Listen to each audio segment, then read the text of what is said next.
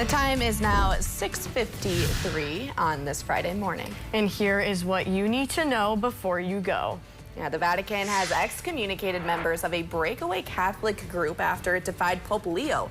Church leaders say the Society of St. Pius X ordained 4 bishops without papal approval, despite repeated warnings not to move forward. The dispute centers on the group's rejection of key Catholic church reforms adopted during the Second Vatican Council in the 1960s.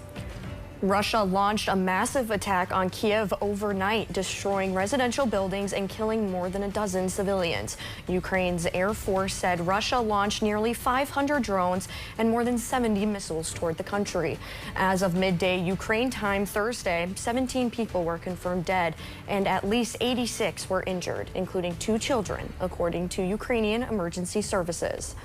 President Donald Trump earned billions of dollars through a variety of cryptocurrency holdings, royalty payments, and property investments during his first year back in office. The 927-page report reveals Trump collected $526 million from crypto token sales tied to a firm managed in part by his sons. Some of the more modest profit generators include nearly $5 million from Trump watches, $200,000 for a Bible he promoted, and nearly $70,000 for Trump sneakers and fragrances.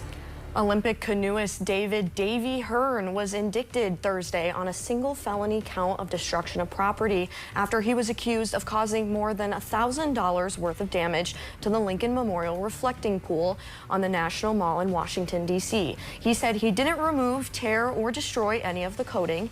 U.S. Attorney for the District of Columbia, Jenny Peros, says they have evidence to the contrary and that the Maryland man could face 10 years in prison.